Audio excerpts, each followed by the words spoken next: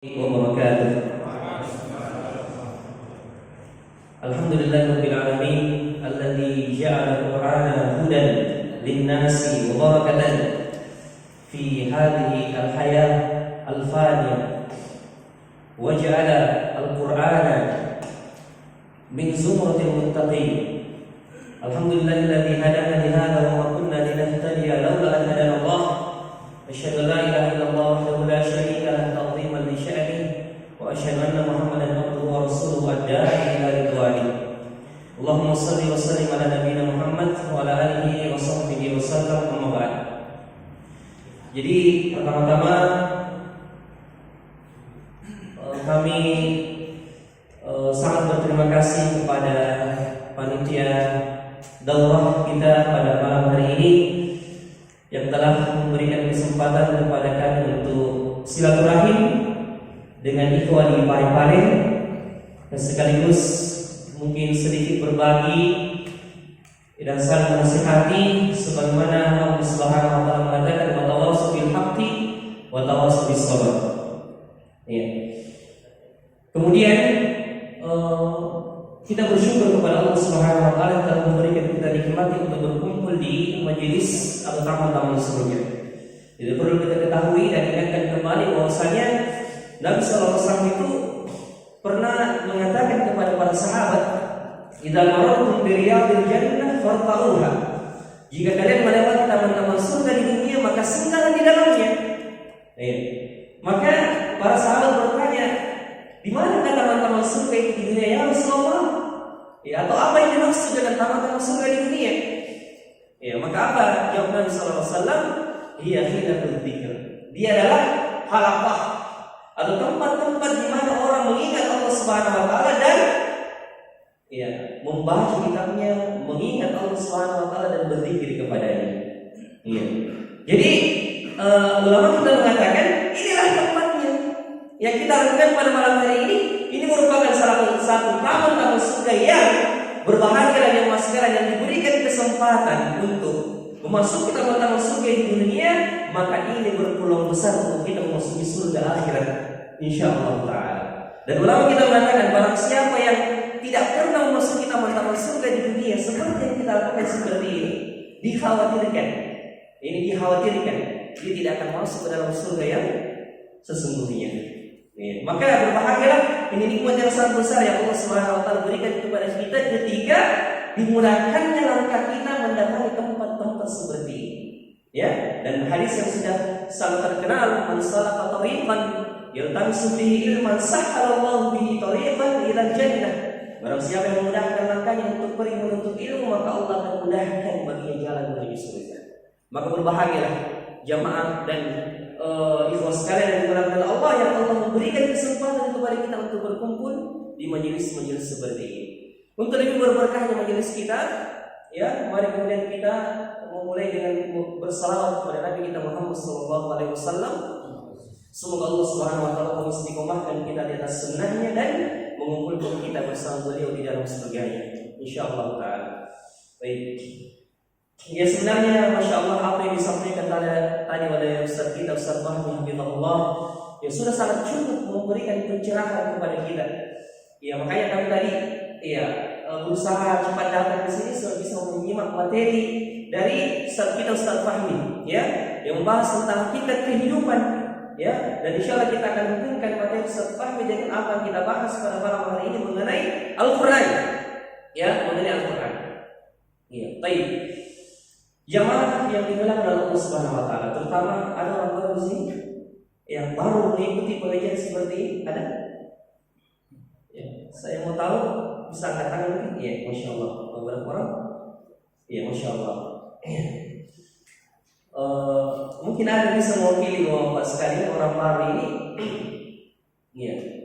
Apakah kita menginginkan kehidupan kita lebih baik setelah ini? Ingin atau tidak? Apakah kita menginginkan perubahan signifikan dan juga solusi dan berbagai permasalahan kehidupan kita? Karena mungkin saya yakin di antara yang sekarang bahkan yang sudah hijrah, yang sudah belajar, pasti tidak pernah lepas dari yang namanya masalah. Pasti.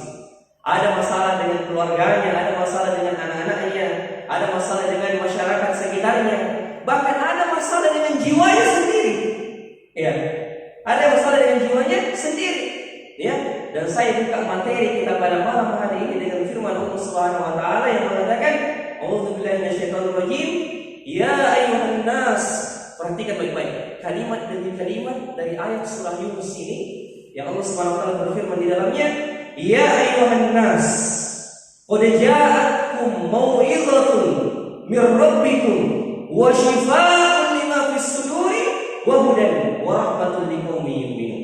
Wahai sekalian manusia, telah datang kepadamu nasihat dari Allah Subhanahu wa taala plus syifa, penyembuh dari segala apa yang bergejolak di dalam dada, ya, dan sebagai petunjuk dan rahmat bagi sekalian alam semesta.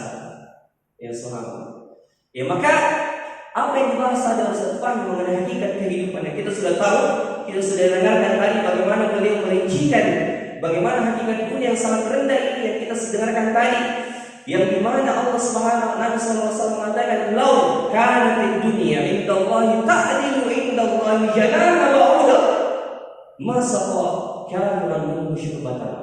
Nabi sallallahu alaihi wasallam mengatakan, andaikan dunia memiliki nilai di mata Allah Subhanahu wa taala, saya tekankan kembali apa yang dikatakan Ustaz Fahmi tadi, meskipun dengan selembar sayap nyamuk, perhatikan, andaikan dunia memiliki nilai di mata Allah Subhanahu wa taala, meskipun Nabi tidak mengatakan meskipun seekor sayap nyamuk, ya, tapi Nabi mengatakan seekor atau selembar sayap nyamuk atau selembar sayap lalat, ya. Andaikan dunia memiliki nilai di mata Allah meskipun sebesar sayap nyamuk atau sayap lalat tadi, masa kok kafiran Allah tidak akan rela memberikan orang-orang kafir dunia ini meskipun seteguk air ini, tidak akan rela. Tapi karena dunia ini tidak memiliki nilai di mata Allah Subhanahu wa taala, meskipun selembar sayap nyamuk atau selembar sayap lalat tadi, maka diberikanlah dunia ini kepada orang yang dicintai dan kepada orang yang tidak dicintai. Ya. Maka ini yang poin pertama yang akan kita sampaikan. Lalu apa sebab mengapa orang banyak terlena dengan kehidupan dunia yang singkat ini? Ya. Padahal Allah SWT mengatakan wal akhiratu khairun wa abqa. Dunia akhirat itu lebih kekal dan lebih abadi. Ya. Saya mau tanya. Saya kasih logika sederhana sebelum kita masuk pada materi inti. Andaikan ada seorang di antara kita yang disuruh memilih dua hal. Ya, pertama dia dikatakan kepadanya silakan memilih antara dua hal ini. Kamu diberikan rumah sebesar istana presiden atau semewah istana presiden, tapi kamu cuma tinggal 1 jam di dalamnya. Ya, 1 jam di dalamnya. Pilihan yang kedua, ya, saya kamu memberikan kepadamu rumah sepi, gubuk reot-reot saja, ya gubuk yang sangat kecil, tapi kamu tinggal 100 tahun di dalamnya. Yang mana kita pilih? Pertama atau kedua? Yang pertama, yang mana kita pilih? Kedua. Ya, meskipun semewah apapun rumah yang sebesar istana itu, tapi kita dikatakan 1 jam saya kamu tinggal di dalamnya, kemudian dihancurkan atau dibom. Ya, sedangkan pilihan yang kedua mengatakan apa? Kamu tinggal di gubuk reot-reot, tapi kamu tinggal 100 tahun di dalamnya. Kita akan memilih yang lebih lama bagi kita dan lebih kita nikmati meskipun seperti gubuk reot-reot. Lalu bagaimana lagi? Ya, ketika Allah Subhanahu wa taala mengatakan dalam Al-Qur'an dalam surah Al-A'la, ketika Allah mengatakan bal tu'thiruna al-hayatad dunya, Allah mengatakan perhatikan sifat akhirat yang Allah gambarkan dalam Al-Qur'an. Wal akhiratu khairun wa abqa. Dua, akhiratu khair lebih baik, wa abqa dan lebih kekal. Ibaratnya Anda itu seperti diberikan istana presiden, kemudian tinggal selama-lamanya. Ini subhanallah. Andaikan akhirat ibaratkan seperti gubuk tadi, kita akan mesti rela memilihnya. Yang penting kita tinggal 100 tahun di dalamnya, lama kita tinggal. Lalu Allah SWT mengatakan akhirat khairun, lebih baik daripada dunia, ya, dan lebih kekal abadi selama-lamanya. Ya. Dibandingkan dengan dunia yang tidak ada nilainya, lebih buruk di mata Allah dan sementara ditinggali. Maka di mana akal kita ketika kita lagi mendahulukan kepentingan dunia dibandingkan akhirat? Maka Ibnu Qayyim mengatakan dalam perkataan yang sangat indah, beliau mengatakan, "Kaifa yakunu 'aqilan yabi'ul jannata bi syahwati sa'ah." Bagaimana mungkin orang dikatakan berakal ketika dia rela menjual kenikmatan surga, dengan syahwat yang sesaat, hawa nafsu yang sesaat. 5 menit dia lampiaskan hawa nafsunya, 10 menit dia lampiaskan syahwatnya. Dengan rela menjual kenikmatan surga yang abadi selama-lamanya, yang lebih baik daripada kenikmatan dunia. Maka ini yang harus kita pahami dan sekalian. Maka ini semua Allah mengatakan ilamu annamal hayatad dunya la'ibun wa lahu. Sebagaimana tadi dikatakan oleh Ustaz Fahmi jazakallahu khair. Ketika beliau membacakan ayat ilamu annamal hayatad dunya la'ibun wa lahu. Ketahuilah bahwasanya dunia ini semacam permainan belaka dan senda gurau. Wa takathurun wa tafakhurun. Wa takathurun fil amwali wal aulad. Kalian hanya berlomba-lomba saja memperbanyak anak-anak, memperbanyak keturunan, lalu pada ujung-ujungnya kalian akan meninggalkannya juga dan tidak ada yang menemani kalian selain amal saleh kalian. Maka Imam Al-Hakim, salah seorang salaf, mengatakan, aku melihat kebanyakan manusia di dunia ini memiliki sesuatu yang paling dicintainya. Ada yang mencintai hartanya, ada yang mencintai anak-anaknya, ada yang mencintai harta bendanya. Tapi aku melihat semua itu mereka tinggalkan ketika mereka sudah masuk dalam rumah. Bagaimana pun cintanya, si A dengan istrinya tidak mau pisah, bahkan ke Makassar saja tidak mau pisah dengan istrinya, tapi ketika dia sudah meninggal, dia pasti akan meninggalkan istri dan anak-anaknya. Tidak ada istri yang mau tinggal bersama di situ. Begitupun dengan hartanya, tidak ada yang bisa meninggal, tidak ada yang bisa tinggal bersamanya. Maka Imam Al-Hakim mengatakan, aku melihat kebanyakan manusia ada saja yang mereka cintai dari kehidupan dunia ini, maka tapi pada ujung-ujungnya mereka berpisah dengan sesuatu yang dicintainya. Maka aku jadikan amal soleh adalah sesuatu yang paling aku cintai, karena itulah yang akan menemani di dalam kubur. Itulah yang akan menemani di dalam kubur.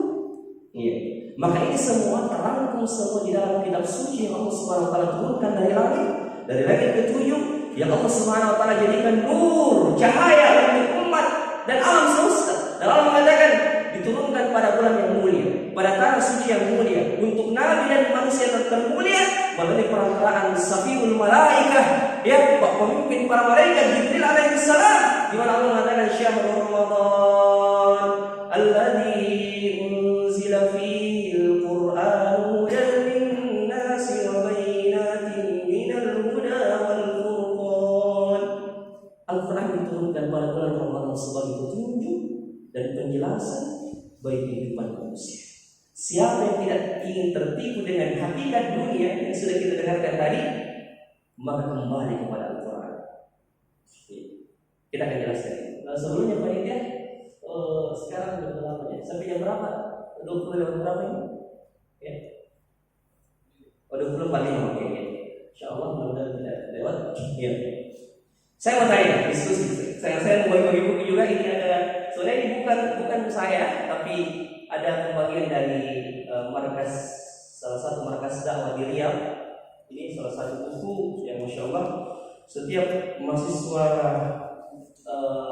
Saudi biasa mendapatkan buku ini untuk dibagi-bagikan ke masyarakat. Jadi bukan dari saya sebenarnya, Kalau kita paham, bukan dari saya, tapi saya cuma disuruh menyalurkan saja. Menyalurkan saja. Ini serial dasar Islam Mungkin Ustaz Hakim sudah punya buku ini atau sebagian itu sudah punya. Ini di dalamnya merangkum semua masalah dasar-dasar keislaman dari akidah, fikih dan akhlak. Ini saya yang terbatas sekali bukunya, makanya kita kasih pertanyaan supaya adil supaya siapa yang berani berbicara, berani memberikan tanggapan, maka kita hadiahkan ini Ada juga akidah Ahlus Sunnah terhadap para sahabat. Ini sangat penting juga kita miliki, apalagi di zaman sekarang tersebarnya pemahaman Syiah yang mengkafirkan para sahabat Nabi, karena iman kepada para sahabat Nabi ini masuk ke dalam akidah yang paling penting dalam masalah pembahasan akidah Sunnah wal Jamaah. Maka perlu kita pahami bagaimana cara kita mengimani dan sikap kita terhadap para sahabat Nabi Sallallahu Alaihi Wasallam. Ini juga buku yang sangat penting kita bagikan insyaallah. Pertanyaan pertama ya, saya mau diskusi. Ketika ada orang yang menulis buku, ya, dia menulis buku. Ya. Kemudian di akhir buku itu biasanya di kata pengantarnya atau mukadimahnya apa yang dia katakan? Ya, saya bisa kasih tanggapan. Setelah dia menulis buku, dia menulis kata pengantar, mukadimah. Di akhir mukadimah atau kata pengantar itu apa yang biasa dia lakukan? Apa yang biasa dikatakan penulis buku itu? Ya, saya bisa berani memberikan tanggapan ayat. Ya, ya, silakan. Ya, dari Iswa. Ya, hebat Ustaz. Ya, Ustaz. Ya, apa yang dikatakan di akhir penulisan buku itu biasa dikata pengantarnya. Iya. Inilah hasil tulisan kami. Di sana sini mungkin masih banyak kekurangan. Insyaallah. Saran dan kritik. Masya Allah. Sahih. Betul atau tidak? Betul atau tidak? Betul. Ya. Coba kita jelaskan kepada Ustaz. Silakan.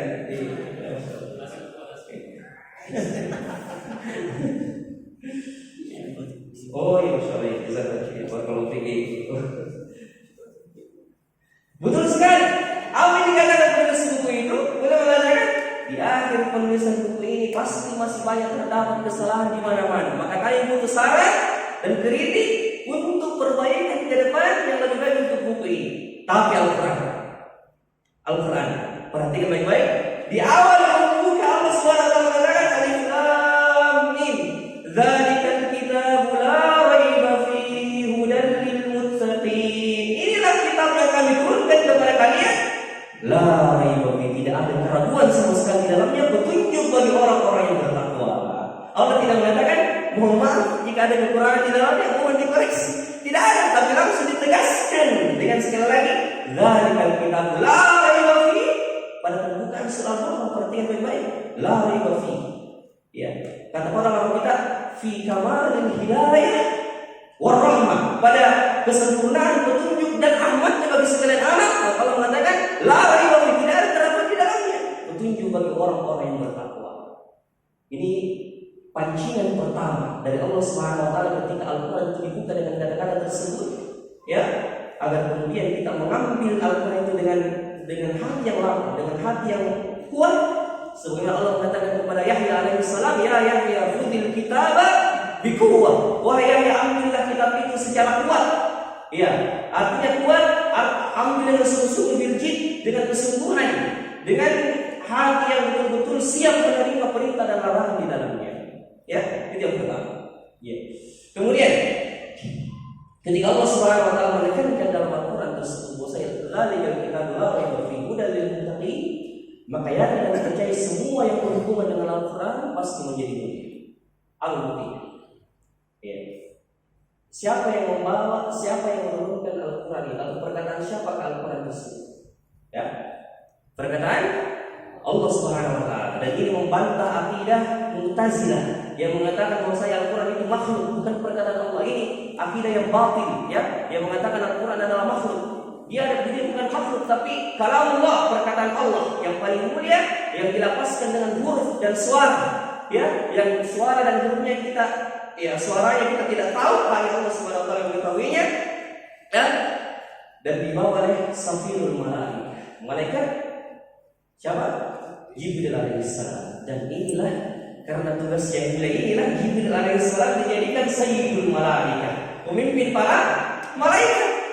Ya, bahkan ketika Allah Subhanahu wa taala bercerita ketika Al-Qur'an diturunkan dalam surah Al-Qadar, ya, inna anzalnahu fi lailatul qadar wa ma adraka ma lailatul qadar, lailatul qadri khairun min alfi syahr. Al-Qur'an diturunkan pada malam Lailatul Qadar yang lebih baik daripada 1000 bulan atau 83 tahun ketika kita beribadah di dalamnya. Dan Allah mengatakan setelah itu, tanazzalul malaikatu war-ruh, maka turun di dalamnya para malaikat dan ar-ruh. Siapa itu ar-ruh?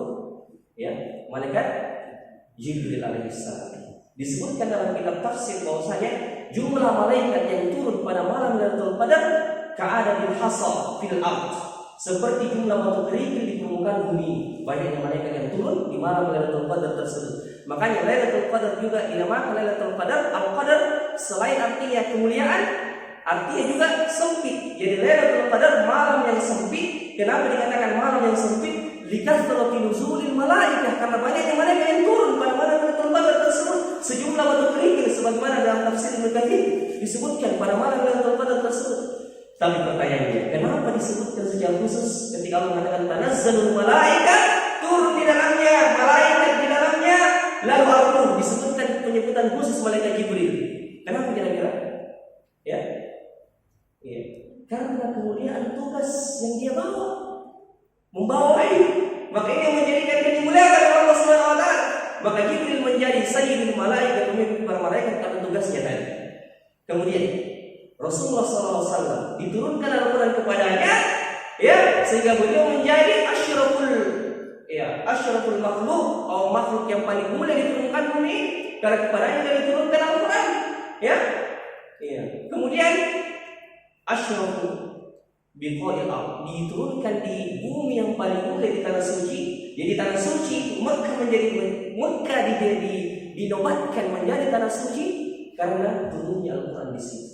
Ya, maka ulama di sini mengambil pelajaran. Kalau saja, ya, ini para ahlul Quran, orang-orang yang berinteraksi dengan Al-Quran, perhatikan baik-baik.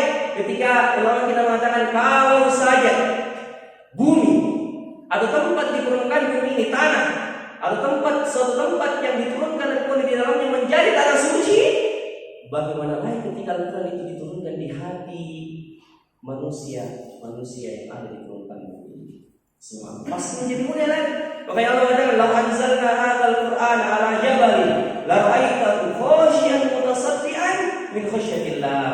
Ya, orang yang turun Al-Quran kepadanya itu, ya, turun Al-Quran kepadanya, ya, atau gunung yang diturunkan, jika sekiranya Al-Quran diturunkan kepada gunung, maka la ra'aitahu, engkau akan melihat khashyan, dia akan khusyuk, tertunduk, mutasaddian min khasyatillah, dan takut kepada Allah Subhanahu wa taala.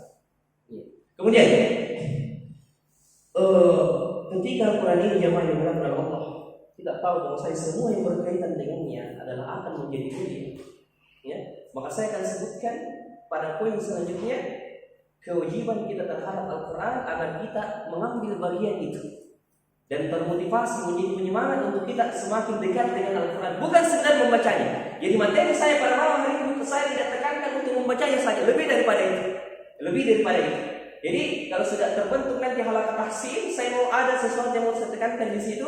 Setelah terbentuknya halaqah mengaji, saya mau saya tekankan di situ agar Allah lebih berberkah dalam kehidupan kita. Jadi kita murojaah dulu kewajiban kita terhadap Al-Quran. Siapa yang bisa menyebutkan ada beberapa kewajiban kita terhadap Al-Quran? Ini pertanyaannya. Ya, silakan. Siapa yang bisa menyebutkan kewajiban kita terhadap Al-Quran? Apa yang harus kita lakukan terhadap Al-Quran? Ya, silakan. Siapa yang memperagakan diri? Ya, silakan Bapak.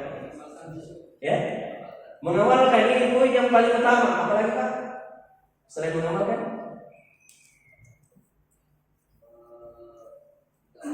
mendakwahkan, apa lagi? Yang pertama kali mentadaburi, yaitu masuk poin yang ketiga. Sebelumnya mentadaburi harus membaca dan menghafalkannya. Lalu setelah masuk kepada poin tadabur. Silakan Pak. Ya, silakan. Insyaallah. Siapa namanya Pak? Pak Heru. Silakan. Insyaallah. Jadi kewajiban kita terhadap Al-Quran ada 5, ya, atau bisa juga dijadikan 4, terserah kita. Pertama, bisa digabungkan antara membaca dan menghafalkan. Ini pertama.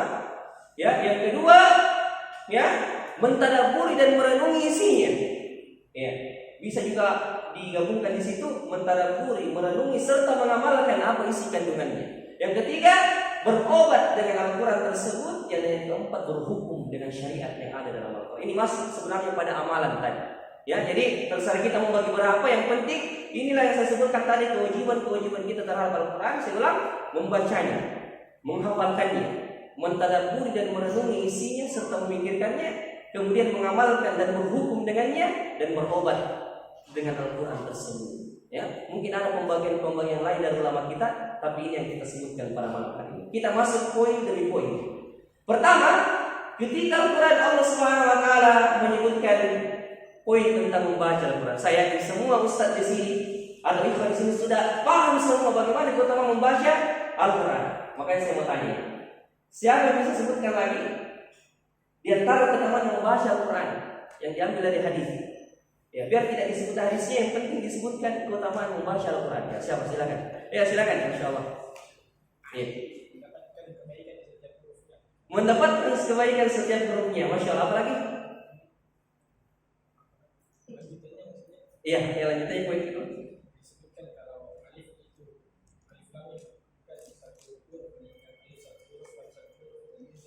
Iya.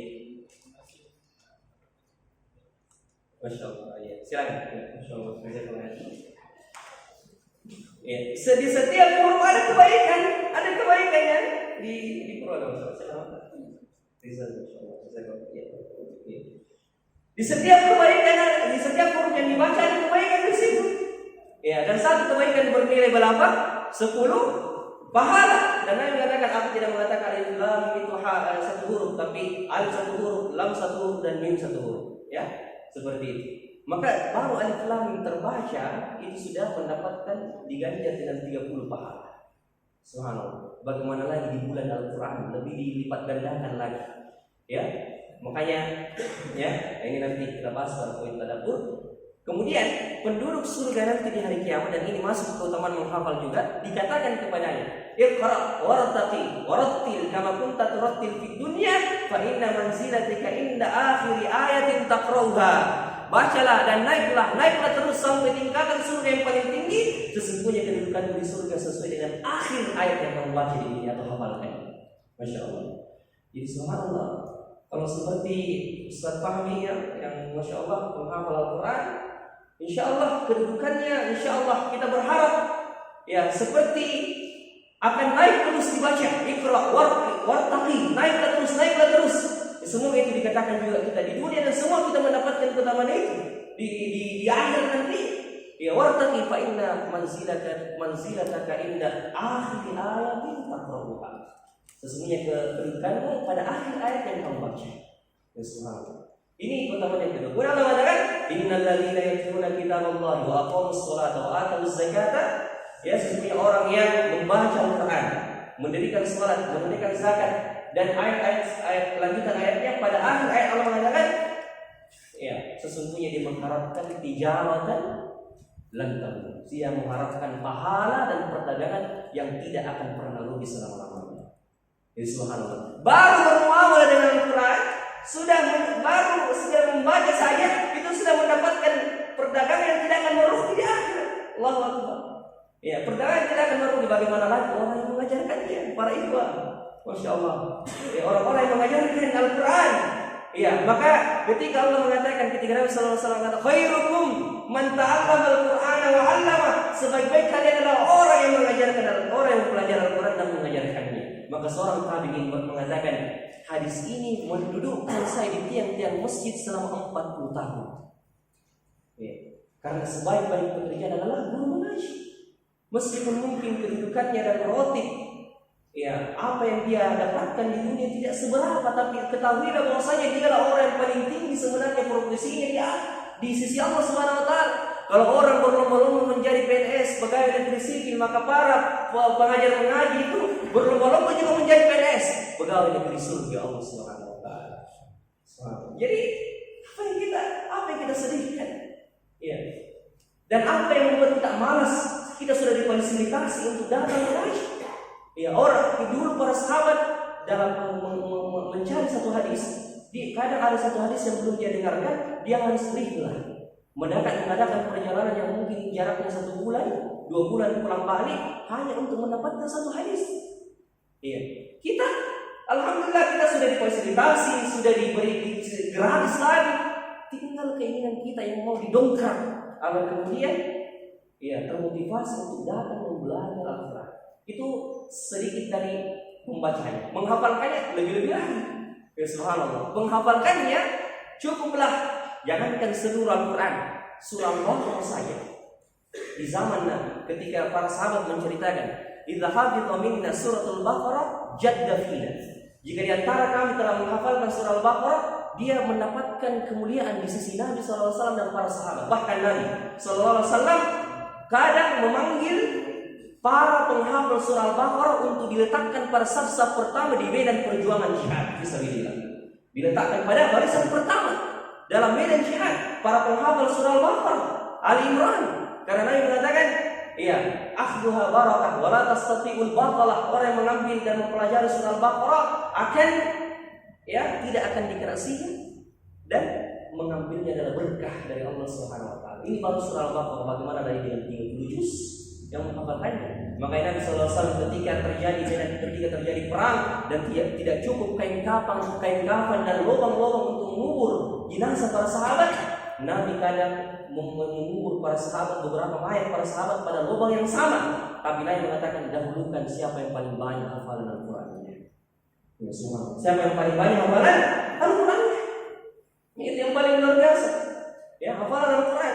Dan juga yang sekalian yang dimuliakan oleh Allah Subhanahu wa taala, ya, ketika para sahabat-sahabat Nabi sallallahu alaihi wasallam yang menjadi ahli Al-Qur'an, orang yang membacakan Al-Quran kepada para sahabat, menghafalkannya, para qurra'ul Quran, orang-orang yang membacakan Al-Quran kepada para sahabat, yang menghafalkannya seperti Abu Musa Al-Asy'ari, Abdullah bin Mas'ud, Ibnu Abbas yang merupakan turjuman Al-Quran, dan juga yang terakhir Ubay bin Ka'ab. Bahkan khusus Ubay bin Ka'ab ini Nabi SAW pernah mengatakan kepada beliau, wahai Ubay, sesungguhnya Allah memerintahkan kepadaku membacakan kepadamu lam yakunil ladzina kafaru min ahli kitab. Lalu berheran dan mengatakan, ya Rasulullah, samani bihi rabb. Ya Rasulullah, apakah Allah menyebutkan namamu di atas langit? Dan mengatakan, bacakan ini kepada Ubay bin Ka'ab. Nabi mengatakan, iya, Allah menyebutkan namamu di atas langit. Allahu Akbar. Ya, ketika Nabi mengatakan Allah menyuruh menyebutkan namamu ya di atas langit, maka Ubay menangis, tidak bisa menahan tetesan air matanya karena disebutkan nama yang Allah Subhanahu wa taala. Itu disebabkan karena beliau adalah ahli Al-Quran, pembaca Al-Quran kepada para sahabat dan orang yang menghafalkannya dan sekaligus mengajarkan Al-Quran kepada para sahabat. Jadi itu maksudnya. Ya, kemudian masuk poin yang ketiga, karena Allah mengasihi kita, tadabbur dan merenungi ayat Allah Subhanahu. Di sini yang paling akan saya tekankan.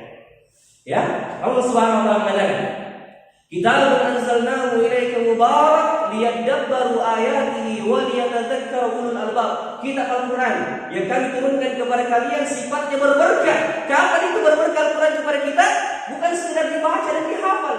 Allah mengatakan liyadabbaru ayatihi, ketika mereka merenungkan dan memikirkan isi kandungannya, wa liyatadzakkara ulul albab, dan ada orang berakal mengambil pelajaran di dalamnya. Ya. Jadi kapan berberkah Al-Quran diperlukan? Tidak sampai pada level membaca dan menghafalkannya saja, tapi lebih daripada itu adalah sampai pada tingkat dan level tadabbur.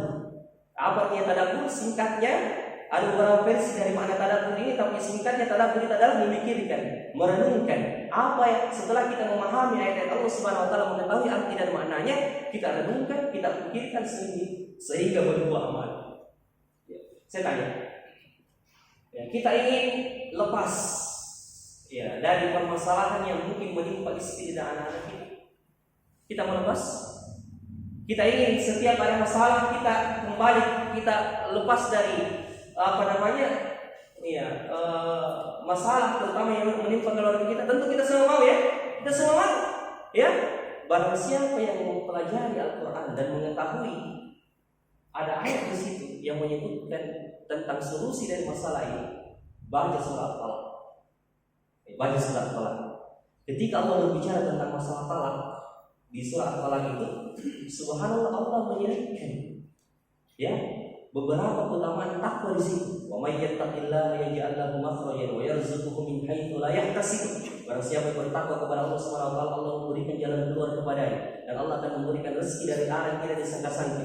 Kemudian Allah mengatakan lagi, "Wa may yattaqillaha yaj'al lahu min amrihi yusra." Barang siapa bertakwa kepada Allah, maka Allah akan menjadikan semua urusan menjadi mudah. "Wa may yattaqillaha yukaffir anhu sayyi'atihi wa yu'ti lahu ajran." Barang siapa yang bertakwa kepada Allah, maka dia akan diagungkan pahalanya, dibesarkan pahalanya Allah Subhanahu wa taala dan diampuni dosa-dosanya. Maka orang yang mentadabburi ayat ini akan mengambil pelajaran bahwasanya semua masalah yang terjadi pada keluarga kita itu karena kurangnya ketakwaan di dalam kehidupan kita. Ya, makanya ketakwaan di dalam kehidupan kita. Ya, apalagi didukung oleh ayat Allah Subhanahu wa taala yang mengatakan, "Wa ma asaba min musibatin fa bima kasabat aydikum wa ya'fu an katsir." Tidaklah suatu musibah menimpa diri kalian dan keluarga kalian pada jiwa dan harta dan anak-anak kalian kecuali disebabkan karena ulah dan tangan perbuatanmu sendiri. Maka ketika ada seorang syekh merenungi dan memikirkan ayat ini, tidaklah ada satu musibah yang menimpamu kecuali itu disebabkan karena ulah tangan perbuatanmu sendiri atau karena dosa-dosamu, dan Allah mengampuni kesalahan yang banyak. Syekh ini dulu merenungkan ayat ini dan mengatakan, ya Rabb, ya mungkin boleh jadi ketika ada masalah yang menimpa saya atau menimpa keluarga saya ini disebabkan karena dosa saya, bukan karena sikapnya istri saya berubah, sikapnya anak saya berubah, karena mungkin gara-gara saya. Ya, maka Syekh mengatakan dan menceritakan kepada temannya, setiap saya mendapatkan masalah pada keluarga saya tidak menyalahkan siapapun dari keluarga saya. Ya, tapi saya dulu beristighfar dan meminta ampun kepada Allah Subhanahu wa taala atas dosa-dosa saya, dan subhanallah setiap saya mendapatkan masalah baru saya beristighfar sudah ada jalan keluarnya. Ya, sudah ada jalan keluarnya. Kenapa? At-tadabbur, memikirkan dan merenungkan isi selesai. Kita mau selamat dari gelisah. Ya, yang jomblo yang mungkin beberapa kali ditolak lamarannya. Siapa sini yang sudah berapa kali melamar terus ditolak lamarannya? Ya. Ada di sini. Atau ada yang berapa kali melamar pekerjaan tapi tidak diterima juga. Tapi ada di sini yang ya sudah berapa kali kena penyakit terapi dan belum sembuh-sembuh juga, sehingga gelisah, galau selalu menimpanya. Jawabannya adalah Al-Quran. Apa itu? Kisahnya Nabi Yunus alaihissalam. Ketika Allah SWT mengatakan, wa dhannuni idh dhahaba mughadiban fa dhanna an lan naqdir alaihi fanada fi dhulumati alla ilaha illa ant subhanaka inni kuntu minadh dhalimin. Ingatlah ketika Nabi Yunus Dhannun dilempar di laut, atau membuang dirinya ke laut sebagai hukuman dari Allah Subhanahu wa taala karena dia melarikan diri dari kaumnya, atau teguran, bukan hukuman, teguran dari Allah Subhanahu wa taala karena dia lari dari kaumnya, lalu ditelanlah faltaqamahul hut, dia ditelan, bukan diikunya, bukan dimakan, tapi ditelan langsung oleh ikan paus sehingga berada pada perut ikan dan berada pada tiga kegelapan. Bayangkan, kegelapan malam, kegelapan perut ikan, dan kegelapan kedalaman laut. Ya, kita bisa bayangkan. Ya. Maka Nabi Yunus alaihissalam ketika berada pada puncak masalah, puncak kesusahan, yaitu kegelisahan, kegalauan itu, Allah menceritakan dalam Al-Quran, "Fanada fil dhulumat", dia menyeru Allah Subhanahu wa taala dalam Al-Quran, "Allah ilaha illa anta ya Rabb", tidak ada Tuhan yang berhak disembah kecuali Engkau. Subhanak, maha suci Engkau, inni kuntu minadh dhalimin, termasuk orang yang zalim. Maka Allah mengatakan, "Falaula kana minal musabbihin", andaikan dia bukan termasuk orang-orang yang bertasbih kepada kami di zaman dulu, la labitha fi batnihi ila yaumi yub'atsun, maka dia akan tinggal dalam perut ikan sampai datangnya hari kiamat. Karena dia bertasbih kepada Allah dan dia membaca zikir ini, la ilaha illa anta subhanaka inni kuntu minadh dhalimin, Allah mengatakan, "Fastajabna lahu wa najjaynahu minal gham", maka kami selamatkan dia dari kegelapan, dari kesusahan di dalam perut ikan tersebut. Ya, dan Allah mengatakan, wa kadzalika nunjil mu'min. Saya tanya, apakah doa ini khusus untuk Nabi Yunus alaihissalam? Khusus untuk Nabi Yunus? Khusus? Lah, tidak, karena lanjutan ayat yang mengatakan, fastajabna lahu, maka kami kabulkan permintaannya dan doanya dalam perut ikan itu, ya, wa najjaynahu minal gham, dan kami selamatkan dia dari kegelisahan, kegalauan, kegundahan. Allah mengatakan, wa kadzalika nunjil mu'minin, dan Allah tidak mengatakan wa kadzalika nunji Yunus, dan demikian akan menyelamatkan Yunus.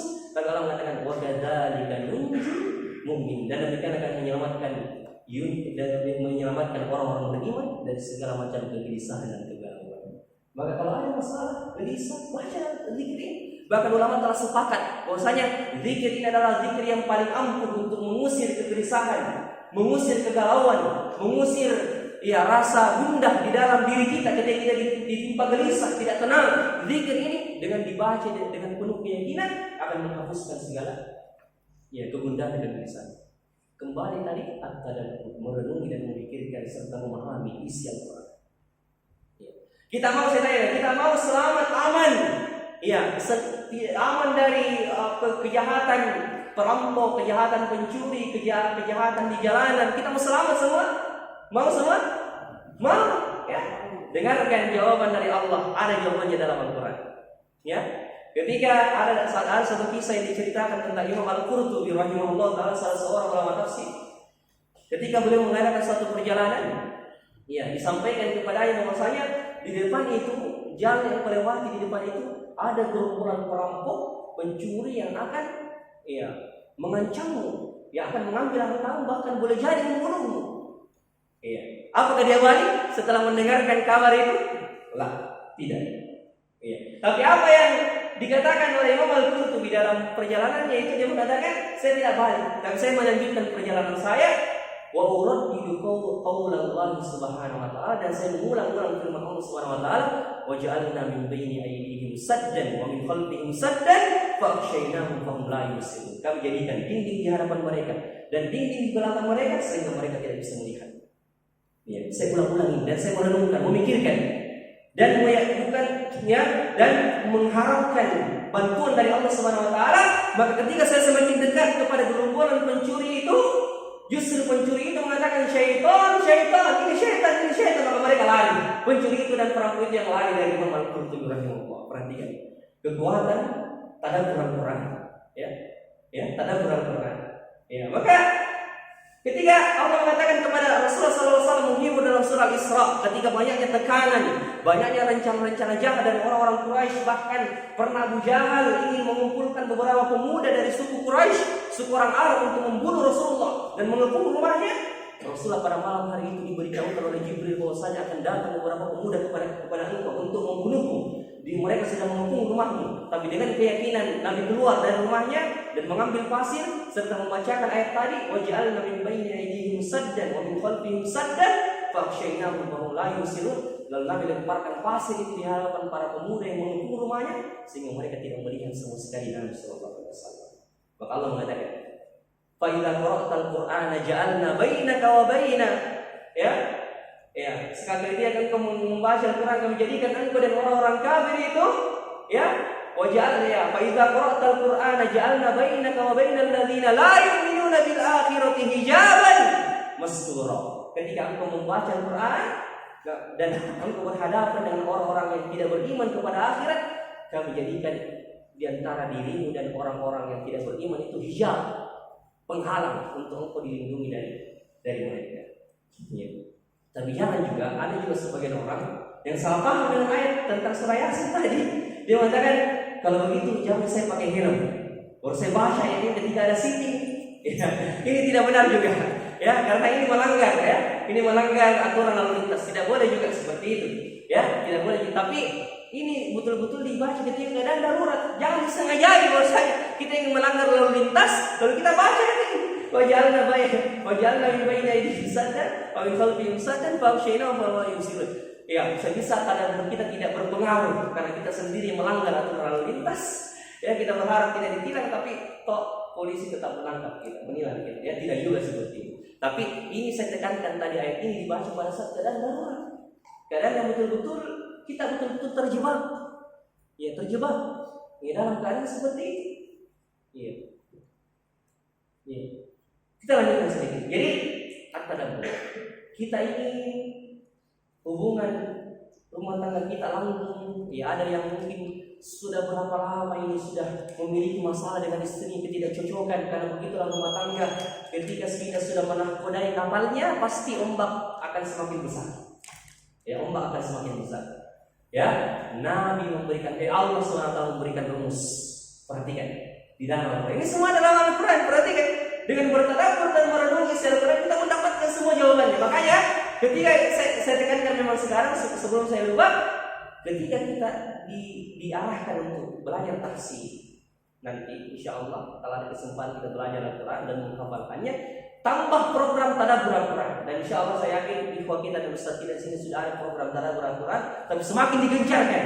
ya program tadabbur Al-Quran tersebut. Karena ini paling berpengaruh pada kualitas kader dan orang-orang yang kita ajak pada kebaikan. Ya, seperti itu. Ya, maka ya kita kembali tadi ketika Allah Subhanahu wa taala memberikan rumus bagi orang-orang yang memiliki ya ketidaksukaan kepada pasangannya, terutama istrinya. Kalau mengatakan wa ashiruhunna bil ma'ruf. Ya, ajalah pergaulilah mereka dengan baik dan jangan sama. Allah mengatakan fa in karihtumuhunna fa asa an takrahu syai'an wa yaj'al Allahu fihi khairan katsira. Allahu akbar. Ketika Allah memerintahkan kita pergaulilah mereka istrimu dengan baik, jika engkau ada sesuatu yang tidak engkau suka dari istri, apa Allah memerintahkan untuk menceraikannya? Lah, ya tidak. Tapi Allah mengatakan boleh jadi ada sesuatu yang engkau tidak sukai dari mereka atau ada sesuatu yang tidak engkau sukai, wa yaj'alullahu fihi khairan katsira.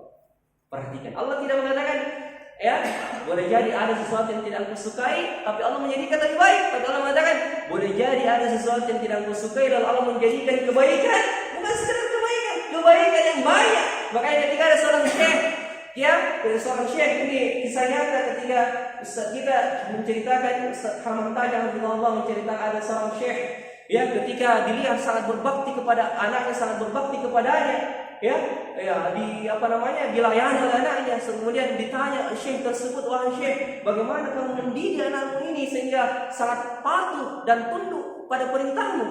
Ya, maka syekh mengatakan mungkin ini hasil kesabaran saya bersabar dengan ibunya selama 20 tahun. Ya. Karena saya bersabar dengan ibunya, maka boleh jadi saya tidak ada sesuatu yang tidak saya sukai dari ibunya, tapi toh Allah menjadikan pada ibunya kebaikan yang banyak sehingga dari ibunya lahirlah anak-anak yang soleh dan soleh ini yang berbakti kepada saya. Ya, maka wahsyuhunna bima pergaulilah, jangan cepat mengatakan talak, cerai kepada istri dan pasangan kita. Begitu mudahnya sekarang, apalagi kita laki-laki, di tangan kita lah ya hukum talak itu diletakkan. Maka jangan sama sekali kita dengan mudahnya mengucapkan kalimat tersebut. Ini merupakan mitsaqan ghalidha, ya, perkataan yang sangat kuat dari Allah Subhanahu wa taala. Ya, jadi sekedar gambaran umum bagaimana kita mentadabur, itu contoh tadi. Bagaimana kita mentadabburi dan merenungi isi Al-Qur'an. Ini yang paling ditekankan dalam masalah tadabbur, dalam masalah hubungan kita dengan Al-Qur'an, at-tadabbur. Kemudian syifa berobat dengannya. Ini jelas ya, ketika ada seorang sahabat mendatangi perkampungan, ya, dan di mana perkampungan tersebut ada kepala sukunya atau kepala desanya disengat digigit kala jengking. Kita tahu bagaimana sakitnya itu ketika digigit kala jengking, ya.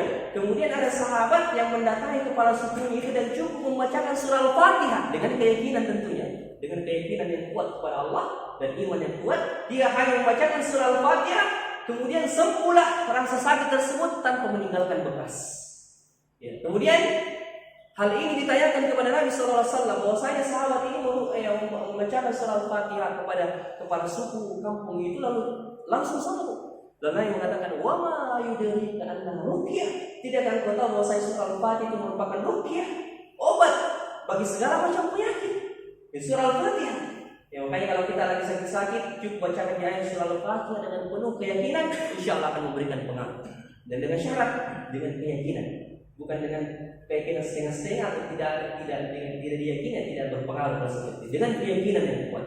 Makanya Syekh Abu Muhammad bin Shalih Al-Utsaimin ketika ditanya, wahai Syekh, kenapa di dalam Al-Quran tidak ada namanya suratul syifa, tidak ada namanya surah kesembuhan?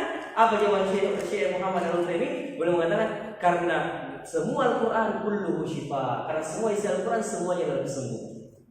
Makanya tidak ada namanya surah kesembuhan, karena semua isi Al-Quran adalah kesembuhan.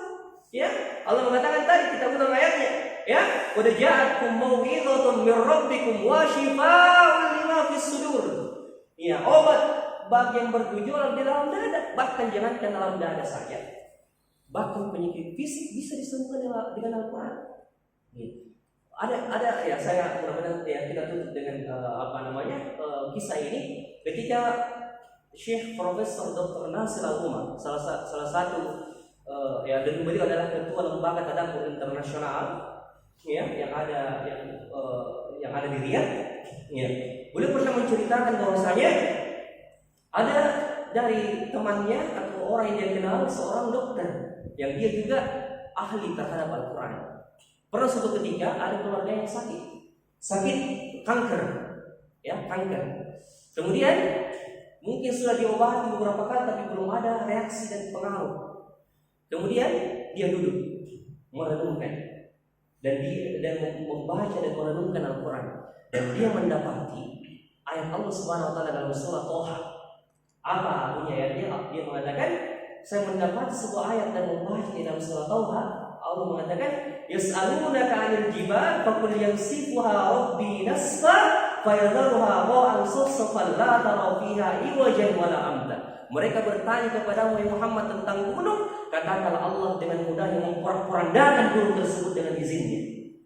Maka sang dokter ini duduk merenungkan ayat ini dan mengatakan, kalau saja gunung yang sangat besar Allah mudah porak-porandakan dan hancur luluhkan, maka penyakit yang lebih kecil ini pasti lebih mudah lagi Allah hancurkan dan hilangkan.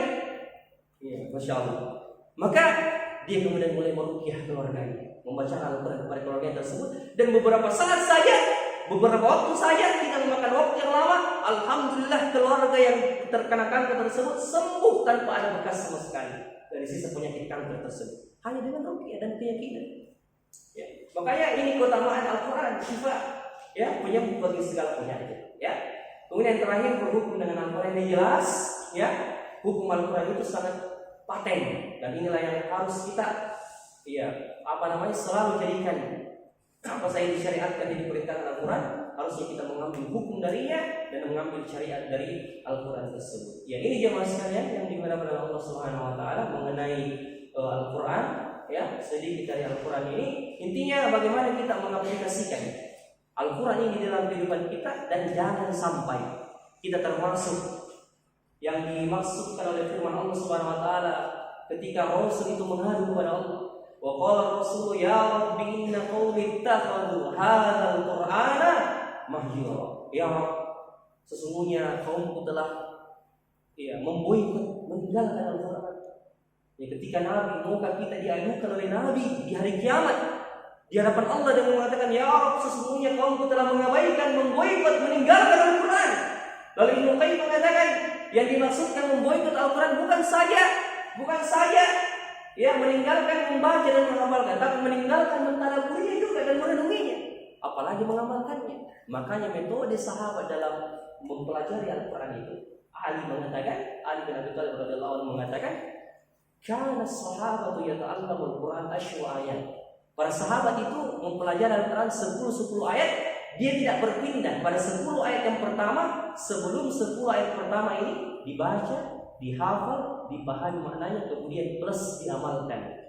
Jadi kalau belum diamalkan, belum berpindah kepada ayat 10 ayat berikutnya.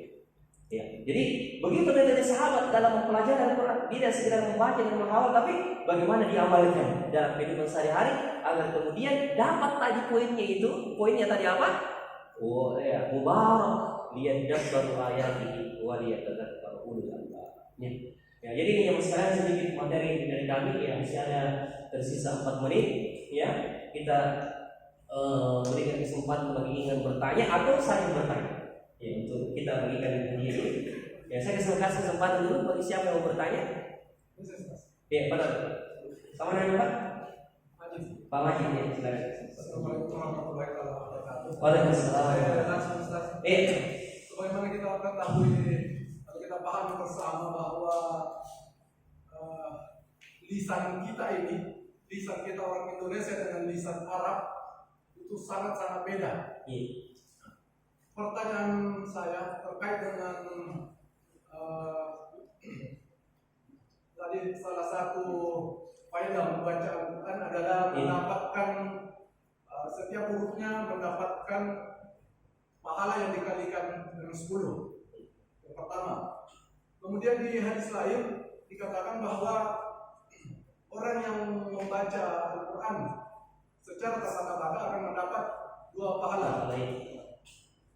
Mungkin bisa sedikit penjelasan terkait dengan yang tadi yang dikalikan 10, mana batasannya? Apakah dengan cukup dia mengetahui membaca secara maharibul huruf dia sudah bisa dapat 1 kali 10, atau termasuk dengan sifatul huruf dan tadaburnya. Yang pertanyaan pertama. Yang kedua, mana yang lebih utama? Kalau misalnya waktu dikasih, ya, kalau kita orang-orang misalnya dengan kesibukan, akhirnya kita tidak bisa melakukan bersamaan antara menghafal dan tilawah. Yang saya pertanyakan, yang mana yang harus didahulukan? Memperbaiki bacaan dulu sesuai dengan lisan-lisan Arab tadi, atau bisa mendahulukan dengan hafalan? Saya jawab dulu yang kedua Pak ya. Jadi tentunya yang paling ditekankan itu adalah pertama kali adalah bagaimana cara kita melafalkan dengan baik dan benar. Karena akan fatal, akan berakibat yang buruk ketika kita tidak tahu, terutama makharijul huruf ini. Kalau kita tidak tahu dan paham makharijul huruf itu, kita akan salah dengan penyebutan yang bisa merubah maknanya. Contoh, ketika Allah mengatakan qad aflaha man zakkaha, ya, sungguh beruntung orang yang mensucikan dirinya. Tapi kalau kita baca dengan za, qad aflaha man zakkaha, pakai za yang mirip da itu, padahal za di situ yang mirip ro. Kalau kita baca qad aflaha man zakkaha, maka sudah berubah arti. Apa artinya? Sungguh beruntung orang yang menyembelih diri. Ya, maka sudah berubah maknanya. Ya, jadi yang paling penting di situ Pak, sebelum naik pada tingkat level, ya, apa namanya, tadabbur, menghafal dan bertadabbur tadi, pertama kali makharij itu yang paling penting, makharij huruf, ya, dan cara membacanya. Tapi bisa sebenarnya digabungkan, ya, apalagi ketika kita melihat usia sangat terbatas dan umur yang sangat pendek, tidak bisa gabungkan. Ada waktu khusus untuk kita belajar tajwid, makharij huruf, bersamaan ada khusus waktu untuk kita bertadabbur. Bertadabbur itu tidak mesti satu surah, mungkin satu ayat. Nabi SAW itu, ya, pernah sholat mengulang dari tengah malam sampai subuh hanya mengulang satu ayat. Apa itu? Dalam akhir surah Al-Maidah Allah mengatakan, "In tu'adzibhum fa innahum ibadi wa in taghfir lahum fa innaka antal azizul hakim." Itu yang Nabi ulang. Ya, perkataan Nabi Isa kepada Allah yang mengatakan, "Ya Allah, jika engkau mengazab dan menyiksa mereka, sesungguhnya mereka adalah hamba-hamba.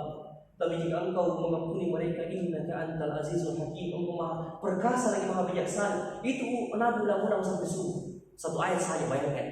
Nabi ulang sampai subuh. Ya, jadi saya kembali tadi bahwasanya kita bisa menggabungkan dua hal ini sambil kita belajar makharijul huruf, sambil kita bertadabbur Al-Quran. Meskipun satu ayat per hari tidak masalah. Tidak masalah. Saya kira itu tidak membutuhkan waktu yang banyak. Ya, di tengah kesibukan kita sisipkan. Ya, saya kira memahami satu ayat itu tidak lebih dari 1 jam ya, atau setengah jam.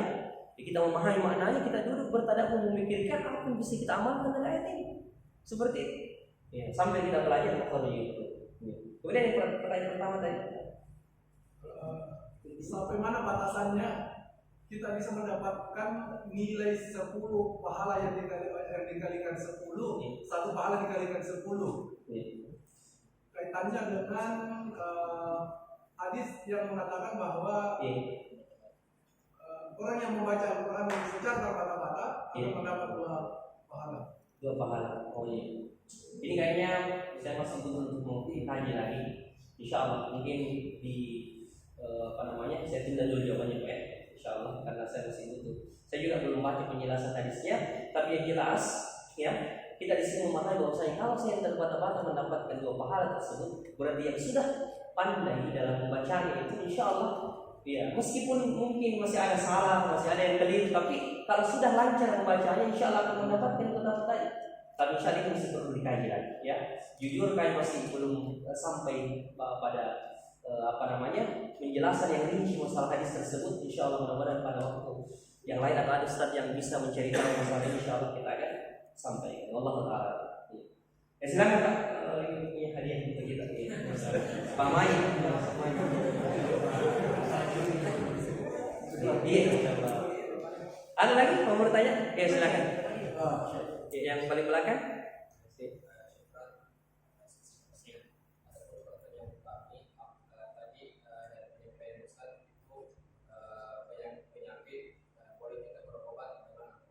Pertanyaannya kami, apakah boleh kami mengobati seseorang dengan penyakitnya itu semacam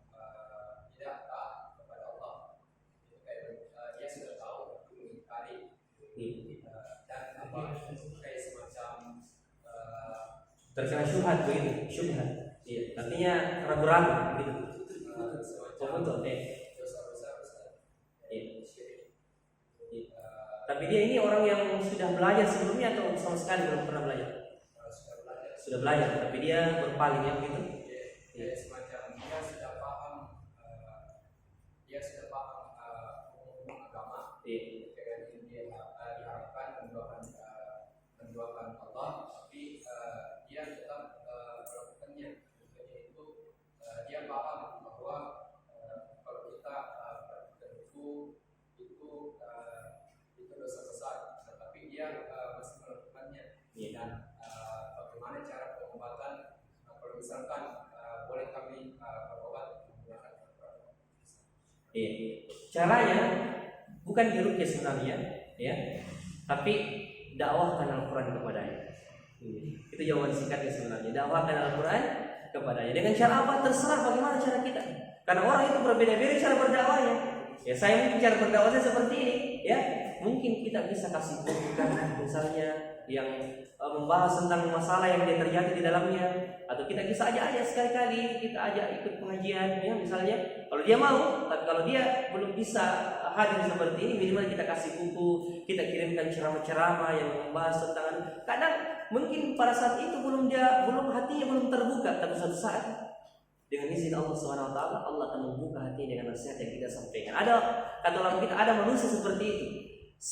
Sekarang kita sampaikan nasihat kepadanya, belum terbuka hatinya, tapi mungkin beberapa saat atau beberapa waktu, bahkan beberapa tahun, Allah ketika sudah mengizinkan hatinya terbuka, Allah dengan izinnya mengingatkan nasihat yang sudah kita sampaikan kepadanya.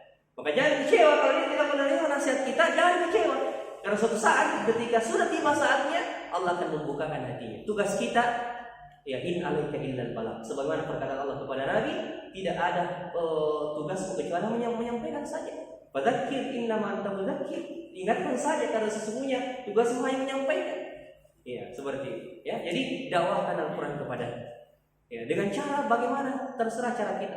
Ya, bagaimana cara kita mendakwakan Al-Quran? Kita hadiahkan buku tentang masalah itu atau kita kirimkan ayat-ayat yang berkaitan dengan masalah itu. Saya kira bisa ambil. Oke. Iya. Silakan. Ambil saja. Siapa lagi tadi yang katanya? Ya, ya, silakan. Yang baju putih. Ya. Siapa? Ya. Selesai, Masya Allah. Selesai cucu Nabi Sallallahu Alaihi Wasallam. Ya. Silakan. Ya, silakan. Ya. Ya, silakan. Siapa lagi tadi yang ada tadi yang katakan ya, di antara antum bertiga siapa tadi yang katakan? Ya. Boleh satu lagi, Ustaz. Ya. Satu lagi. Silakan. Gini, Ustaz, kan saya kita mengajar anak-anak mengaji. Iya. Dengan dasar saya beberapa kelas ikuti untuk pelajaran tahsin. Iya. Dasar itu saya mengajar sama anak-anak. Iya. Namun setelah saya ikut di store bacaan di Syekh, Iya. hampir tiap hari dapat kritikan. Kritikan ini. Pertanyaan saya, artinya saya punya bacaan belum maksimal. Iya. Pertanyaan saya lanjut mengajar atau saya sebaiknya hentikan dulu? Lanjut mengajar. Iya, lanjut mengajar. Iya. Meskipun kita masih perlu diperbaiki. Ya. Jangan sampai yang saya jawab keliru, Ustaz. Ya, insya Allah kalau kita kan ada namanya dasar-dasar. Ya, itu mungkin yang ditegurkan Syekh kepada orang sudah masalah yang sudah masuk ke dalamnya itu ilmu tajwid. Ya, yang dari dalamnya, yang paling dalamnya. Tapi kalau kita sudah tahu dasar-dasarnya, kita sudah paham apalagi teorinya, tetap jaga. Ya. Iya, seperti itu. Masih apa ya? Masih pakai buku yang satu. Iya. Terus kita apa? Iya. Siapa lagi? Ya, ya. Oh iya, dua orang ya. Waalaikumsalam. Itu panitia sampai jam berapa? Sudah jam 9 ya? Kita batas ya? Ya, sudah habis bertanya. Iya. Silakan. Yang tadi kita mendengarkan masalah hukum dengan Al-Quran. Iya. Bagaimana kaitannya dengan hukum yang mutlak? Kayaknya jawaban ini berat saja. Tertanggung sendiri bagaimana? Iya. sangat disayangkan. Itulah kondisi negara kita. Ya, sebenarnya saya mau mungkin tadi, tapi tidak perlu untuk kita bahas. Karena mau diapa? Beginilah negara kita yang berhukum dengan selain hukum Al-Quran, hukum Islam. Tapi kita bersabar.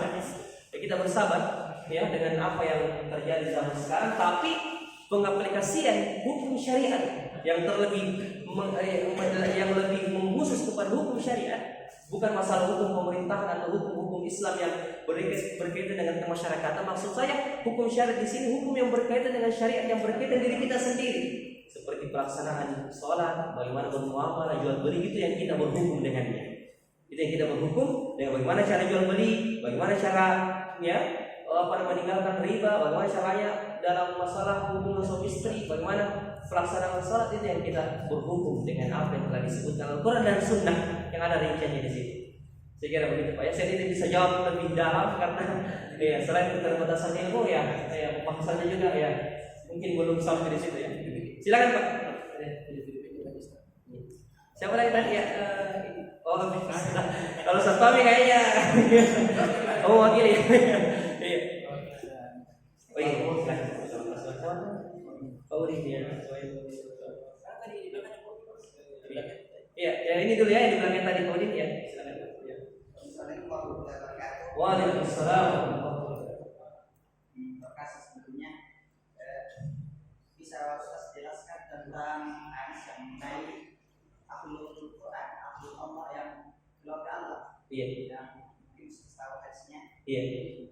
Bisa dijelaskan bagaimana kita bisa menjadi ahlul Quran itu. Ya, Al-Quran, maksudnya bagaimana kriteria menjadi Al-Quran dengan 5 poin tadi. Jadi jangan kita menyangka bahwasanya Al-Quran itu sekedar yang orang yang menghafal Al-Quran itu mau masuk pada urutan yang paling atas. Tapi orang yang tidak menghafal tapi mengamalkan Al-Quran masih pada Al-Quran. Ya, meskipun dia tidak menghafal, tapi ini bukan berarti saya tidak memotivasi untuk menghafal, tidak ya. Tapi usahakan kita masuk pada kewajiban tadi yang kita sudah sebutkan. Tapi kalau kita masuk dalam satu-satunya, insya Allah kita berharap. Ya. Dan paling utama tadi adalah mengamalkan Al-Quran. Beberapa ceramah Syekh di Arab Saudi saya dengarkan bahwasanya Ahlul Quran juga itu adalah orang yang berjalan di permukaan bumi dengan Al-Quran, mengamalkan Al-Quran. Itu termasuk Al-Quran. Jadi meskipun kita hanya hafal beberapa juz, tapi kalau kita amalkan, insya Allah kita masuk kategori Ahlul Quran yang merupakan kerabatnya Allah.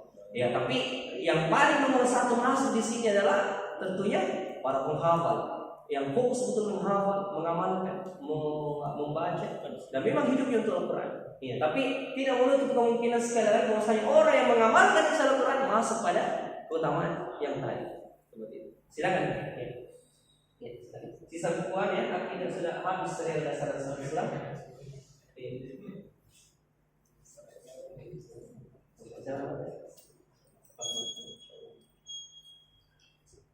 Masih ada 6. Masih ada 6. Siapa tadi? Iya, oh iya. Mewakili ya, silakan. Iya. Iya. Katanya kalau baca Al-Quran, satu huruf jika disebut pahalanya. Iya. Bagaimana orang yang tidak bisa bicara? Oh iya. Masya Allah. Dia dapat dengan cara membacanya, karena ada cara bacanya itu dengan dengan titik-titik itu dinilai. Jadi kan dia baca juga dengan hatinya, meskipun tidak dilafalkan dengan lisan, tapi dia baca dalam hati dan dengan cara yang sudah diajarkan itu dapat. Insya Allah dapat keutamaan. Ya, insya Allah. Jadi jangan semua dapat, insya Allah. Fadlullahil wasi'ah, keutamaan Allah itu sangat luas. Ya, maka tentunya orang-orang yang seperti diberikan keterbatasan seperti ini, justru kadang orang seperti ini lebih giat, bahkan lebih rajin berinteraksi dengan Al-Quran daripada kita. Ini koreksi dan muhasabah, introspeksi diri. Bahkan ketika ada video tersebar di media sosial, ada seorang anak yang tunanetra ya, atau yang buta ya, ketika dia ditanya keinginan apa yang kau inginkan ketika engkau bisa melihat, maka dia mengatakan saya ingin sekali melihat bagaimana huruf-hurufnya Al-Quran. Ya, Masya Allah, bagaimana itu Al-Quran, ya, huruf-hurufnya, tulisan-tulisannya. Masya Allah, ini yang mesti kita introspeksi diri jamaah sekalian. Kalau mereka saya begitu semangatnya ingin berinteraksi dengan Al-Quran, bagaimana dengan kita? Iya. Karena pertanyaannya diwakili, ya, insya Allah. Ya, saya kasih ya Ustaz Agung dan ya silakan ya. Dua-duanya dapat. Dua-duanya dapat. Silakan. Ya, ini kasih ya Ustaz Fahmi Ustaz ya. Insya Allah. Siapa namanya? Alfian, insya Allah. Semuanya Alfian. Ya, masih ada 4. Ya. Saya saja bertanya ya, kalau tidak ada yang pertanyaan, masih ada ya. Ya.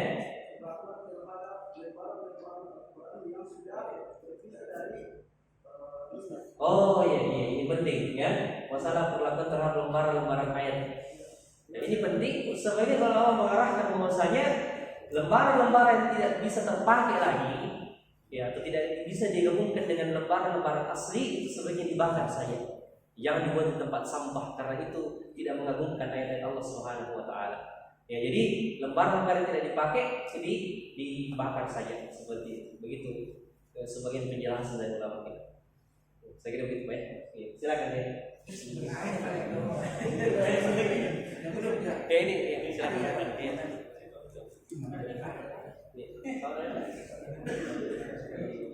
Ya, saya tambahkan sedikit. Tapi orang yang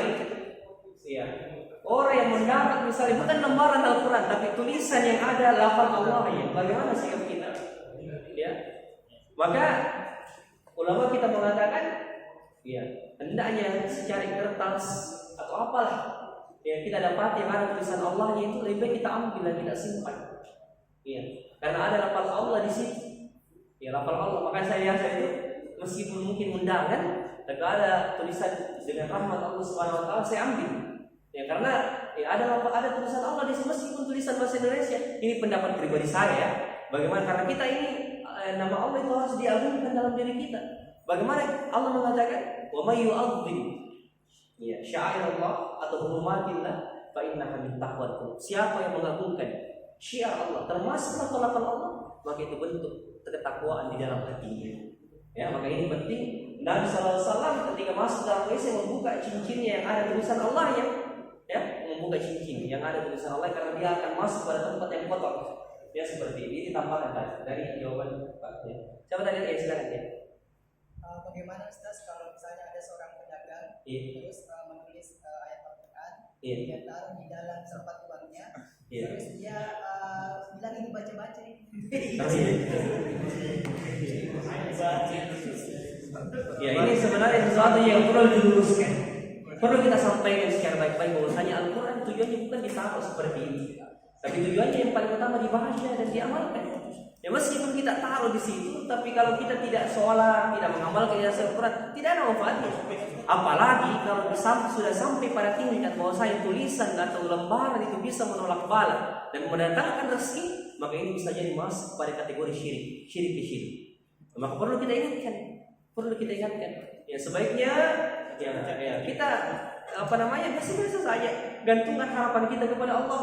Ya dan baca kitabnya karena itu tugas mulia kita terhadap Al-Quran, hubungan kita. Maka ya sebaiknya kita nasihati baik-baik ya, jangan seperti itu. Ya karena tugas kita kepada Al-Quran bukan seperti itu.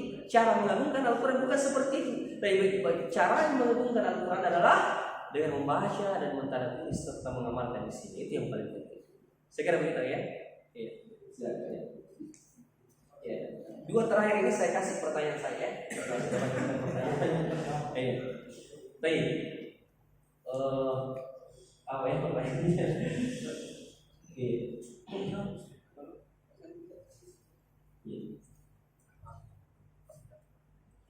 Siapa yang bisa menyebutkan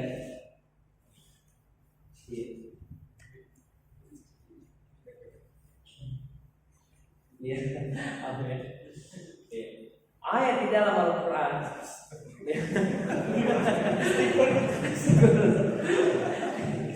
Ada ganti pertanyaan ya, ganti pertanyaan. Ya 3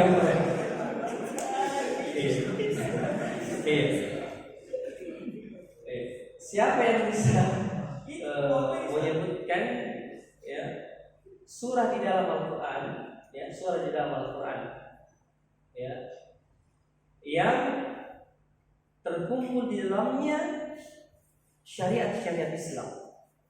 Ya, mulai dari puasa, zakat, haji, jual beli, ya siapa? Yang pertama kali ya, Al-Baqarah. Ya, insyaallah. Silakan. Inilah rahasia tadi mengapa Al-Baqarah itu kalau sudah dihafal oleh para sahabat jadda fina, ini dimuliakan oleh sahabat karena terkumpul di dalam syariat Islam. Masya Allah. Bahkan Umar radhiyallahu taala anhu, ya 12 tahun itu dia pelajari surah Al-Baqarah, 12 tahun. Ketika selesai dia pelajari itu dia potong sapi, ya syukuran. Ya ketika selesai mempelajari selama 12 tahun surah Al-Baqarah, karena Nabi mengatakan ahduha barakah, mengambilnya adalah berkah dari Allah Subhanahu wa taala karena terkumpul di dalamnya kulliyatus syariah. Ya, semua hukum-hukum syariat terkumpul di dalamnya. Maka siapa yang menghafal, mempelajari dan memahami surah Al-Baqarah dimuliakan dalam syariat. Ya, memiliki keutamaan. Ashabul surah Al-Baqarah, orang-orang yang menghafal dan mengamalkan surah Al-Baqarah di hari kiamat akan datang seperti awan yang melindungi dirinya dari azab, dari panas matahari, ya, dan akan memberi perlindungan dan syafaat. Ya, orang-orang yang telah menghafal dan mengamalkan. Ya, bukan sekedar ingat, bukan sekedar membaca dan menghafal, tapi mengamalkan isi dari surah Al-Baqarah tersebut. Ya, Masya Allah. Terakhir, terakhir ini, ya, siapa yang bisa menyebutkan? Ya,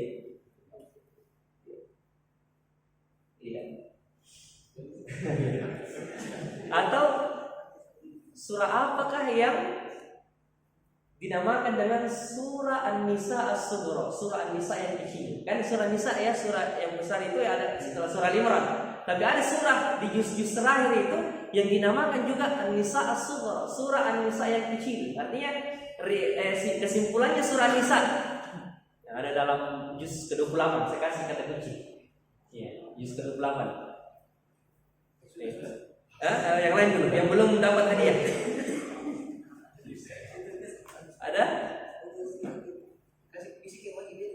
Yang belum dapat hadiah dulu. Ya kita siapa?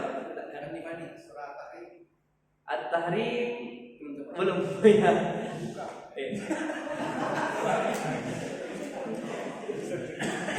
Ya. Surah apa? Ya silakan. Ya. Al-Mujadalah bukan? Ya, Ustaz Arjanto. Ya. At-Talaq. Ya. Surah At-Talaq. Silakan Ustaz. Ya. Apa ini ya? Surah At-Talaq kita bacakan tadi karena ada hukum-hukum talak di situ, hukum-hukum tentang perempuan, maka dinamakan surah An-Nisa As-Sughra, surah An-Nisa yang kecil. Jazakallahu khairan ini saja ya pengajian kita pada malam hari ini, dan selamat ya bertaksi, bertadabbur dan belajar Al-Qur'an, dan semangat insyaallah apa yang kita lakukan semua pasti mendapatkan balasan yang terbaik. Kita dalam sekali lagi sebelum kita semua adalah pegawai negeri surga insyaallah. Siapa yang mempelajari Al-Quran dan mengajarkan, yang khususnya para pengajar Al-Quran, mari kita bersemangat. Ya, kalau tabiin saja ya mendudukkan dirinya selama 40 tahun di tiang-tiang masjid gara-gara hadis tadi, khairukum man ta'allama Al-Quran wa 'allama, maka kita lebih semangat lagi untuk ya saling mempelajari dan mengajarkan Al-Quran tersebut di dalam kehidupan kita. Subhanallah wa bihamdik, asyhadu an la ilaha illa anta, astaghfiruka wa atubu ilaik. Akhiru da'wana alhamdulillahirabbil alamin. Wassalamualaikum warahmatullahi wabarakatuh.